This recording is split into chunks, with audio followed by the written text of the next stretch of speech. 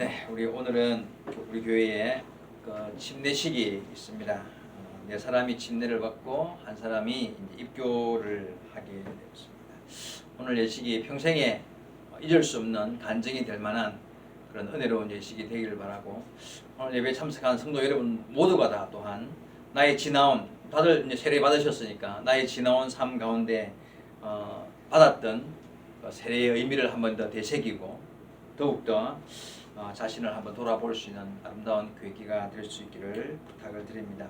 오늘 읽었던 본문은 고린도전서 10장 1절부터 제가 12절까지 말씀을 읽었는데요. 그 배경이 구약의 이스라엘 백성이 출애굽하는 내용을 배경으로 하고 있는 본문입니다. 여러분 아시는 대로 하나님께서 명령하셔서 모세가 그 명령을 받고 애굽에 갔잖아요. 나이 80된 모세가 바로 앞에 서서 내 백성을 보내라. 내 백성 이스라엘 백성들을 이제 보내라 하고 이제 하나님의 뜻을 전했습니다. 바로가 바로 보냈습니까? 바로는 바로 보내지 않았죠, 그죠? 계속 안 된다, 못 보낸다 그렇게 했습니다. 결국 하나님께서 10가지 재앙을 내리기 시작했습니다, 그죠? 처음에 그냥 재앙이 내리면 이게 문제가 뭐냐면 바로가 마음이 강팍해져가지고 처음에 재앙이 내리면 그래 가라 했다가 또 그냥 마음이 변해가지고 또 안 보낸다 그러고, 또 그냥 또 재앙이 또 내리면 그게 막 힘들어서 가라 했다가 또 그냥 안 보내고, 이렇게 반복하기를 시작했죠. 10가지 재앙이 다 임할 때까지 결국은 그렇게 하다가 마지막 10번째 장자의 죽음, 애굽 땅에 있는 모든 가정에 첫째 아들이 죽는, 짐승의 새끼까지 다 죽는 그런 큰 재앙이 임하고 나서야 드디어 바로가 그 마음을 이제 포기하고 이스라엘 백성을 보내주게 됩니다. 드디어 400년 이상, 430년의 긴 노예 생활을 마치고 이스라엘 백성들은 이제 애굽을 빠져나올 수 있게 되었습니다. 몇 명이나 빠져나왔을까요? 애굽에서 광야로 이제 빠져나온 이스라엘 백성의 수, 사실은 지난주에 우리 교사 단기대 때 그 숫자를 민수기에서 민수기 1장에서 숫자를 봤는데 몇 명인지 기억나십니까? 우리 선생님들? 60만 3,550명이었습니다. 민수기 1장 46절에 나와 있습니다. 그것도 만 20세 이상의 남자만 60만 3,550명이 나왔어요. 근데 학자들에 따라서 좀 차이가 있지만, 그러면 20세 이하의 남자나 여자, 아이들, 노인들, 전체 여자들 다 합치면 약 200만에서 250만 명. 엄청나죠, 그죠? 200만에서 250만 명 정도의 인구가 애국을 빠져나와서 이제 이스라엘, 그러니까 가나안 땅을 향하게 되었다는 이야기입니다. 근데 한 가지 궁금한 게 있어요.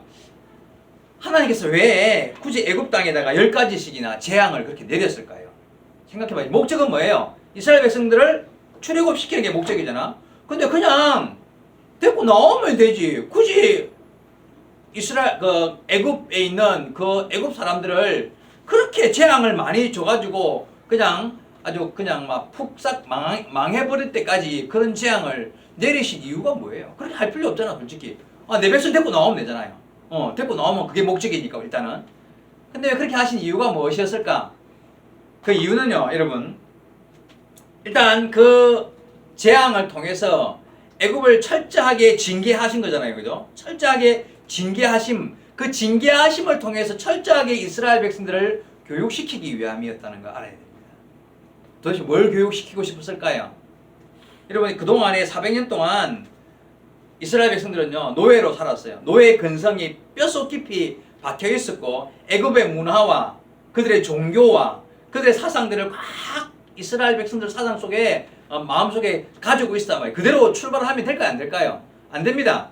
그러면 안 돼요. 그래서 하나님께서 이들에게 애굽에서 수많은 재앙을 통해서 너희들이 지금까지 섬겼던 그 애굽의 신들, 애굽의 문화들이 얼마나 가치 없고 하나님 앞에 쓰잘데기 없는 것인지를 철저하게 재앙을 통해서 멸망시킨 거예요. 재앙을 통해서 그것을 다 가치 없는 것으로 마음에 인정하도록 하기 위해서 그런 재앙을 내려줬다는 거예요. 여러분, 10번째 재앙 중에 첫 번째 재앙이 뭔지 기억나십니까? 그게 그 라헬강, 그러니까 애굽에 있는 강 있잖아요. 라헬강을 피로 바꾸는 재앙이었어요. 피로. 모세가 지팡이를 들어서 라헬강을 딱 치니까 그게 막 피로 쫙 변했단 말이에요. 그 의미가 뭐냐 하면요, 여러분, 오리시스라는 라헬강의 신을 애굽 사람들이 섬겼습니다. 라헬강이 사실은요, 지금도 그렇지만 애굽의 젖줄이잖아요. 거기서 문명이 생겼다고 말하잖아요. 우리 세계 역사 보더라도. 근데 그래서 이 애굽 사람들은 라헬강을 신으로 섬겼어요. 강의 신, 풍부의 신, 나중에 나오는 풍부의 신, 메뚜기와 같이 그 풍부의 신으로 섬겼어요. 그래서 이들에게 하나님께서 그 라헬강을 쳐서 물에 있는 모든 고기가 죽고 악취가 나도록 라헬강이 썩어버렸어요. 냄새가 나서 라헬강을 죽였어요. 그 말 뜻이 뭐냐면 하나님께서 야, 너희가 그렇게 섬기는 풍부의 신으로 섬기는 라헬강의 신도 내한테 아무것도 아니야. 하나님이 그 위에 있어 라는 것을 증명하기 위해서 하나님이 그런 재앙을 내리신 거예요. 그것뿐만 아닙니다. 자, 두 번째 재앙부터 해가지고 아시는 개구리, 파리, 짐승의 죽음, 종기, 우박, 메뚜기 많은 재앙들이 생기잖아요. 그죠? 그것도요, 하나하나 따져보면 전부 다 애굽의 우상들입니다. 거기 나오는 개구리는요, 출산과 생명의 신 헤게트라는 신을 의미하는 거예요. 세 번째가 땅의 신 게브, 파리가 공기의 신 슈, 가축이 죽죠. 가축이 많은 거는 그 풍부잖아요. 불을 의미하기 때문에 가축이 바로 풍부의 신인 아프스, 이 황소 형상을 하고 있는 아프스. 그다음에 종기가요, 치료의 신인 이시스라는 신이랍니다. 우박은 하늘의 신인 누트, 그리고 메뚜기가 곡식의 신 오리시스. 이렇게 자연 안에 있는 이 자연의 재앙들을 통해서 그 당시 애굽의 사람들이요, 수많은 신들을 섬기는데 자연 안에 있는 그런 것들을 다 통해서 땅의 신이 있고 공기의 신이 있고 치료의 신이 있고 풍부의 신이 있고 하늘의 신이 있고 그런 신들을 섬겨왔는데 하나님께서 10가지 재앙을 통해서 그런 것들을 다 치는 거예요. 야, 이게 너희들이 섬기던 신이라 생각하느냐? 내 앞에서는 아무것도 아니다 말이야. 내 앞에서는 다 죽일 수 있고 일으켰다가 죽일 수 있는 그런 존재들이다. 그러니 누구만 바라보라는 이야기예요. 지금 하나님만 바라보라는 거예요. 자, 이 일들을 통해서 애굽 사람들은 깜짝 놀랐겠지만 애굽 사람들도 그렇지만 사실은 그걸 옆에서 지켜보고 있는 이스라엘 사람들도 야, 저게 신인 줄 알았더만 하나님이 치시니까 아무것도 아니네, 하나님만 참 신이시네 라는 것을 배울 수 있었겠죠. 철저하게 교육시키기 위해서 나만 바라보라고 가르치기 위해서 애굽의 신들을 다 처단하는 장면이 바로 10가지 재앙이었다는 거예요. 9번째 재앙이 뭐였습니까? 흑암의 재앙이었죠. 3일 동안 고센 땅, 이스라엘 백성들이 모여있는 그 곳에는 해가 떠서 햇빛이 비추었지만 애굽 땅에는 빛이 비추지가 않았어요. 태양이 없었어요. 여러분, 태양은 해가 뜨면 있어야 되잖아요. 근데 얼마나 어두웠느냐 하면 성경의 표현대로 하면은 더듬었어요. 손을 때 손이 안 보여. 앞에 있는 게 그냥 약간 흐릿하게, 이게 아니라 완전히 깜깜해서 애굽 사람들이 3일 동안 밖에를 못 나왔다고 기록하고 있어요. 완전한 흑암이었어요. 자, 애굽 사람들이 섬겼던 신 중에 가장 높은 신이 뭔지 압니까? 라라고 하는 태양신이었어요. 그 영화로도 나오죠. 영화로도 라라는 신이 태양신인데 그 태양신마저도 하나님이 치시니까 태양이 안 뜨는 거예요. 없어지는 거예요. 자, 애굽 사람 입장에서는요, 애굽 사람 입장에서는 이거는 막 자기들이 섬기는 신이 하나님 앞에서 완전 죽사발이 나는 거고, 이스라엘 사람 입장에서는 야, 저들이 섬기는 그 엄청난 신들이 하나님의 이름으로 아무것도 아니구나, 그것을 철저하게 배울 수 있는 기회가 됐겠죠. 하나님이 이걸 목적으로 삼으셨던 거예요. 철저하게 그들을 징계함을 통하여서 하나님만이 참 신이시라는 것을 보여주신 거예요. 마지막 10번째 재앙이 뭐였죠? 장자의 죽음. 모든 첫 번째 아들이 다 죽었단 말이에요. 이거는 말할 것, 생명이 하나님의 손에 있다는 거예요. 하나님이 원하시면 하루만 해도 모든 가정의 자녀들을 다 죽일 수 있는 분이 누구라고요? 하나님. 생명이 하나님 손에 있다는 거예요. 그걸 가르치기 위해서 그리고 예수 그리스도의 십자가와 그 양의 죽음, 그죠? 피를 바름, 유월절의 시작 이런 여러 가지 의미를 담아서 그런 일을 통해서 철저하게 하나님만이 신이시라는 사실을 백성들에게 가르치고 애굽 사람들에게는 야 이스라엘 백성들은 결과적으로는 보내기 위함이지만 그렇게 하나님의 살아계심을 보여주는 일들을 기적을 통해서 그런 재앙을 통해서 하나님만이 신이심을 가르치셨다는 거예요. 여러분 이 하나님이 지금도 우리 하나님 맞죠? 네? 그 하나님이 지금도 우리 하나님이세요. 우리 자부심을 가지셔야 돼요. 우리가 믿는 하나님 내 눈에 안 보이고 막 그냥 요즘에는 막 교회 다닌다 그러면 대충 눈치도 보이고 그러다 보니까 이게 정말 뭐 내가 계속 믿음을 가져야 돼 이런 의심스러운 마음이 들지 모르지만요. 우리 하나님은요. 천지 만물의 주인이시고 세상 어떤 신도 하나님과 비교할 수 없는 살아계신 유일한 하나님이시라는 이런 사실을 여러분 믿으시기 바랍니다. 우리는 그 하나님을 섬기는 사람들이에요. 네?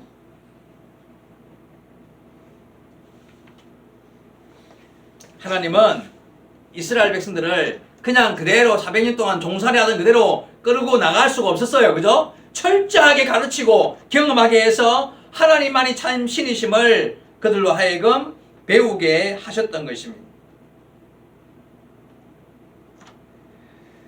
자, 그렇게 해서 이스라엘 백성들을 끌고 밖으로 나가려고 딱 준비가 끝났습니다. 근데 하나님께서요, 그래도 마음이 안 놓였던 거예요. 대단하시죠? 그래도 뭔가 좀 아직 뭔가 부족했어요. 그래서 마지막으로 하나 더 준비를 해놓은 게 있습니다.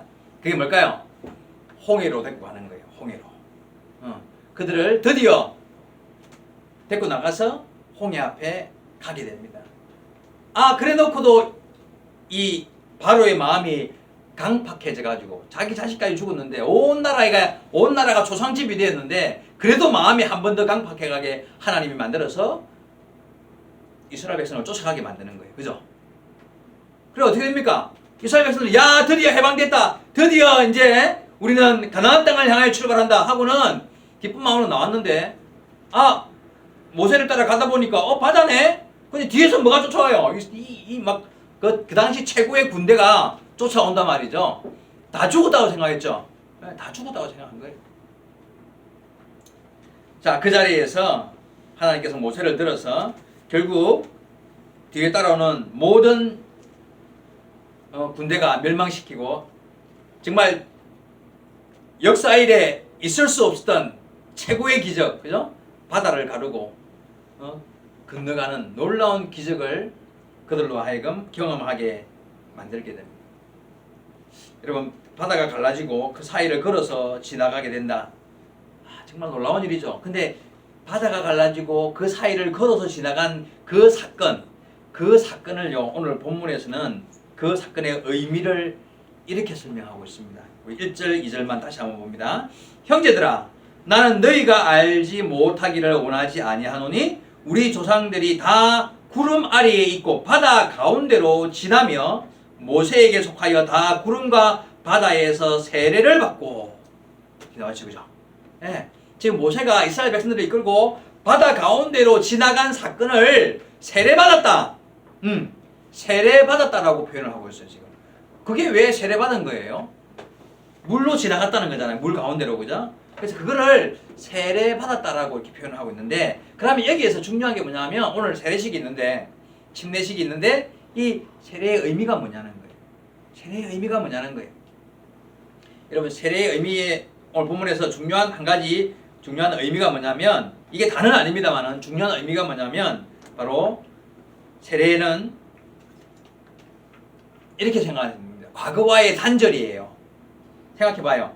여기가 홍해예요. 홍해가 있는데 여기 이스라엘 백성들이 여기 왔습니다. 근데 갑자기 홍해의 길이 쫙 열렸잖아요. 그죠? 홍해가 갈라진 거예요. 여기서 이렇게 건넜죠. 건너서 이렇게 홍해를 건너왔어. 그리고 애국 군대가 따라오다가 하나님께서 물을 덮어버리가 그들은 몰살당했죠. 그죠? 여기 왔었을 때, 여기에 있었을 때는 지금까지 걸어온 길이 어디랑 연결되어 있어요? 출발지가 어디예요? 애굽이죠. 거기서 출발해까지 길을 타고 홍해 앞까지 왔어요. 여기서 여기까지는 애굽과 연결된 길이었죠. 맞죠? 어쨌든 돌아갈 수 있겠죠. 근데 이걸 딱 건너는 순간 물이 다시 합쳐져 버렸죠. 지금부터는 애굽으로 돌아갈 수 있는 길이 없어진 거예요. 여기서는 새로운 출발이에요. 여기서는 방향을 이쪽을 향하여서, 즉 하나님이 약속해 주신 가나안을 향한 새로운 출발의 시점이 된 거 맞죠? 그죠? 그래서 하나님은 그 의미를 부여하기 위해서 홍해를 가르시고 그 길을 지나가게 하시고 너희가 세례받았다라고 말씀하시는 거예요. 자, 그래서 중요한 의미는 세례의 중요한 의미는 과거와의 단절과 새로운 출발을 의미한다는 것을 여러분 명심하셔야 합니다.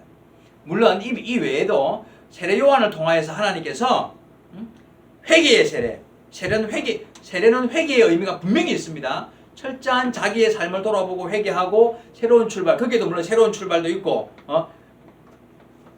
하나님 앞에 온전한 결단과 결심도 있지만, 어쨌든 이 오늘 읽었던 본문에서 나오는 홍해 사건을 통해서 우리에게 과거와의 단절을 선포하고 여기서부터 새로운 인생을 출발하는 새로 태어남의 의미를 가지게 하는 것이 바로 세례의 의미가 있다는 것이.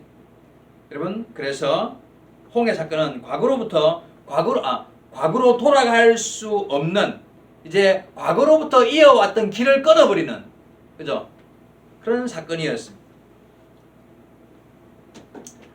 아까도 말씀드렸지만 하나님은 이스라엘 백성들을 그냥 그래 가자 하고 손잡고 끌고 나가실 수 없었습니다. 그들의 사상, 그들의 생각, 마음, 그들의 신앙을 다 깨끗이 과거와 끊어버리고 애굽에서 살았던 모든 것을, 그들이 중요하게 여겼던 모든 것을, 그들이 섬겼던 모든 것, 그들이 마음속에 가지고 있던 모든 가치관들을 다 잘라 씻어버리고 새롭게 하나님만 바라보고 하나님만이 참 신이심을 느끼게 하고, 그래서 야 우리 믿고 갈 수 있겠다, 그런 강한 어떤 믿음의 확신을 가지게 하시어서 출발하기를 원하셨던 것입니다. 그죠? 그래서 하나님은 10가지 재앙과 함께 홍해를 가르는 기적을 베풀어 주시었습니다. 여러분, 그래서 세례는 회개이며, 세례는 과거와 끊어버림이며, 세례는 또한 새로운 출발입니다. 오늘 세례 받으시는 우리 여기 네 분 앉아 있는데 모두가 다 하나님의 이런 은혜로 나의 과거로부터의 철저한 회개와 단절과 끊어버림과 새로운 출발이 일어날 수 있게 되기를 바랍니다.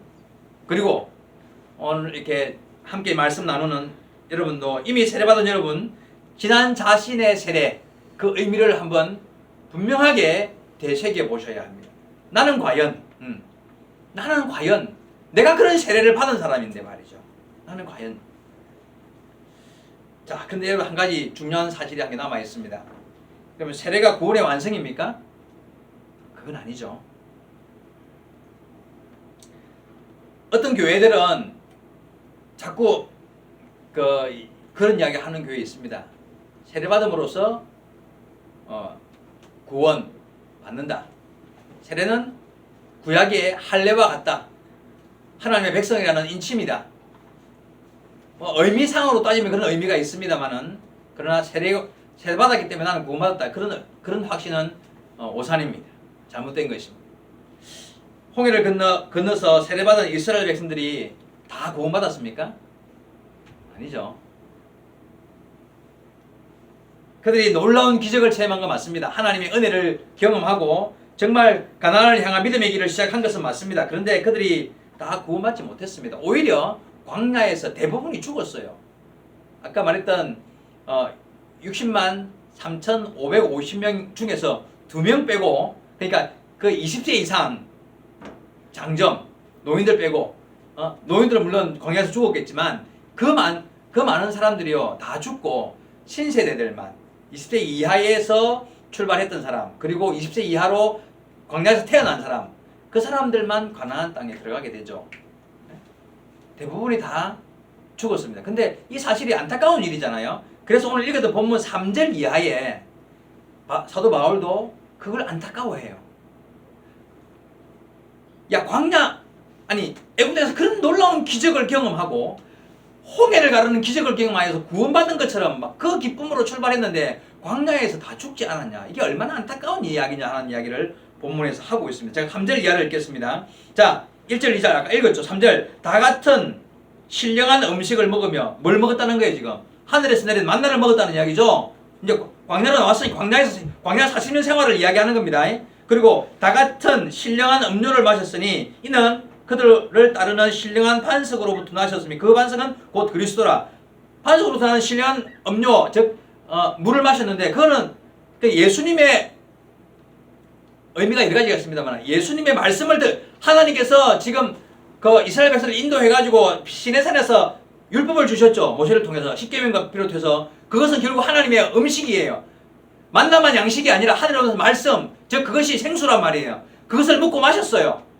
그들에게 광야에서 나와서 생활하면서요 하늘로부터는 음식을 먹고 마시면서 하나님의 말씀을 듣고 예배와 섬김과 그런 제도를 정해서 법을 정해서 그들을 하나님 나라로 인도해가는 40년의 광야 생활을 얼마나 복된 생활이에요. 힘들고 어려웠지만 하나님의 인도를 받는 삶이었잖아요. 우리가 지금 그런 삶을 살고 있는 거예요. 세례받은 이후에 그 길을 걸어가고 있는 중이란 말이에요. 근데 4절 이하 5절 보고 있어요. 그러나 그들의 다수를 하나님이 기뻐하지 아니하였으므로 그들이 광야에서 멸망을 받았느니라. 이게 얼마나 안타까운 이야기예요. 6절 이러한 일은 우리의 본보기가 되어 우리로 하여금 그들이 악을 절기한 것 같이 절기하는 자가 되지 않게 하려 함이라. 자, 그 모습 보면서 지금 우리는 본을 받아야 된다. 그걸 따라하라는 게 아니라 이런 일이 생길 수 있으니 얼마든지 지금도 이런 일이 생길 수 있으니 너희가 세례받았다고 구원받은 줄 아느냐? 아니다. 너희들 정신 차리라 이 말이잖아요. 그들이 어떤 죄를 지었습니까? 7절 이하 계속 보겠습니다. 그들 가운데 어떤 사람들은요 어떻게 했다고요? 우상 숭배를 했다. 그러니 너희는 그렇게 하지 마. 그들 중에 어떤 사람들은 음행하였다가 하루에 23,000명이 죽었나니 우리는 그와 같이 음행하지 말자. 9절 그들 가운데 어떤 이들은 주를 시험하다가 뱀에게 물려주었으니 이는 죽었나니 우리는 그들과 같이 시험하지 말자. 그들 가운데 어떤 이들은 원망하다가 멸망하는 자가 되었니 멸망하였나니 너희는 그들과 같이 원망하지 말라. 이스라엘 백성들이 광야 40년을 살아가면서 하나님의 그 놀라운 은혜를 경험하고 새로운 출발을 시작했지만 광야에서 하나님 앞에 우상을 숭배하고 음행하고 하나님을 원망하고 하나님을 시험하고 온갖 불순종으로 하나님의 뜻을 거스리는 그런 삶을 살다가 다 망해 죽었다는 거예요. 그러니 너는 그런 사람이 되지 말자. 그리고 10절에요. 11절에 그들에게 일어난 이런 일은 본보기가 되고 또한 말세를 만난 우리를 깨우치기 위하여 기록되었느니라. 다시 한번 본보기라는 이야기를 합니다. 정신 차리라는 이야기죠. 우리 보고 하시는 말씀이 야 세례받고 출발하고 하나님 나라를 향하여 믿음의 길을 걷는다고 다 구원받을 줄 아느냐. 정신 차리라. 너희도 걸어가다가 이스라엘 백성들처럼 시험 당하고 어려움 당하고 이럴 때에 하나님을 원수처럼 버리고 불순종하면서 하나님의 뜻을 얼마든지 버리고 구원받지 못하는 백성이 될 수 있다는 거예요.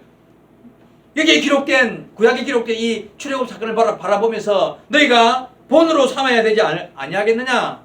주님이 그렇게 말씀하신다는 거예요.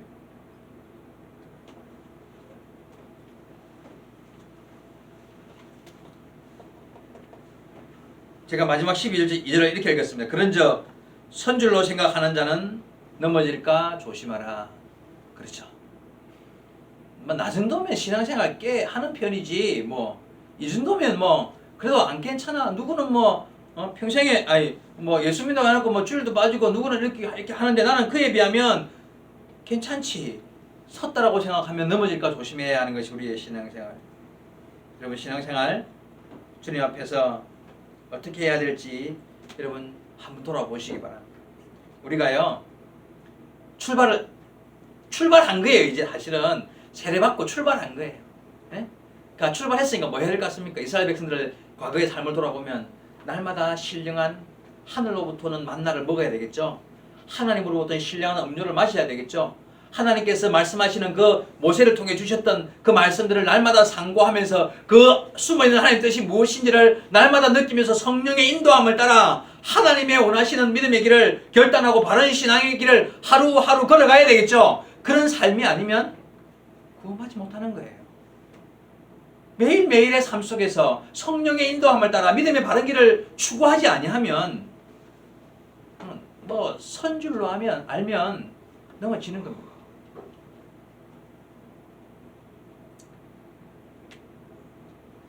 오늘 오후 우리 이 세례받는 사람들은 마음가짐을 내가 오늘 이 시간에 홍해 앞에 섰다. 홍해 앞에 섰는데 내가 이 물을 지나감을 통하여서 어떤 마음일까요? 나는 세상과 즉 애국과 끊어버리고 새로운 출발, 믿음 안에서 아름다운 새 출발을 하는 사람이 되었다. 그런 마음을 가져야 합니다. 홍해 앞에 서는 거예요.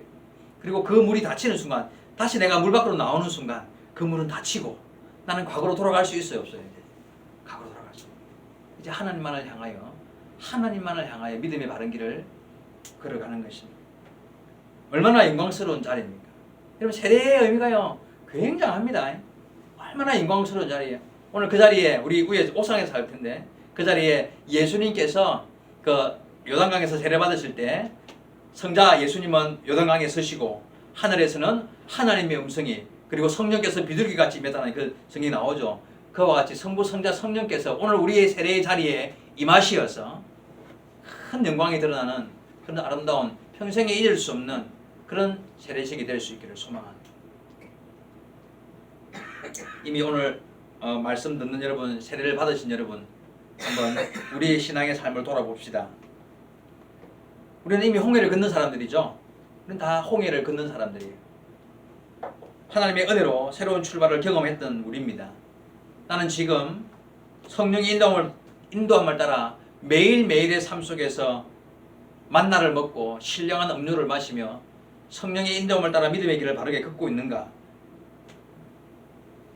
그렇지 않냐면 우리는 이스라엘 백성들처럼 광야에서 다 죽고 말 것입니다. 요즘에 목사님이 늘 강조하는 내용이 그런 내용이잖아요. 그죠?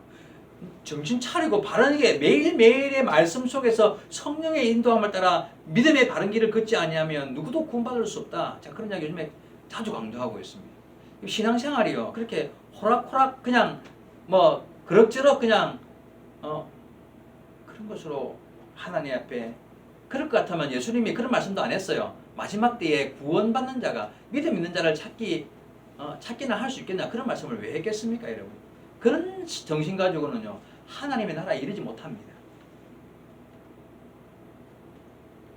여러분, 아까 읽었던 12절 마지막 절에 선줄로 알면 넘어질까 조심하면서 우리에게 주어진 이 마지막까지 끝까지 믿음에 주어진 길을 최선을 다하여 걸어가실 수 있기를 바랍니다.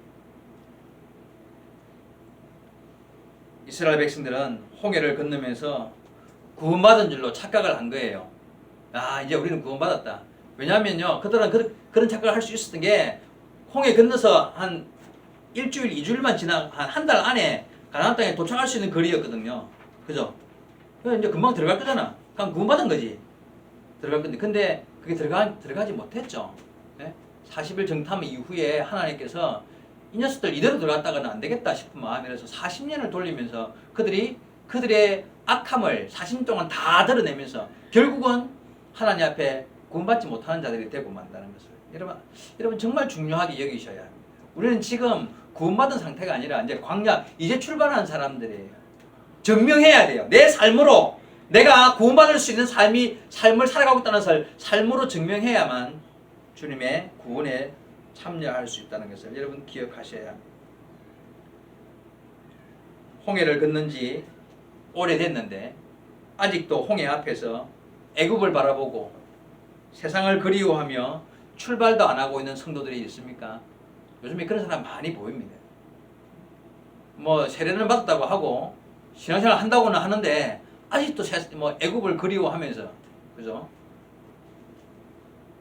홍해는 건너기는 건넜는데 출발이 안 되는 사람이 많다는 거예요. 여러분, 다시 출발하시기 바랍니다. 마귀 사단은요 우리에게 계속해서 홍해를 건넌 사건을 망각시키겠죠, 그죠?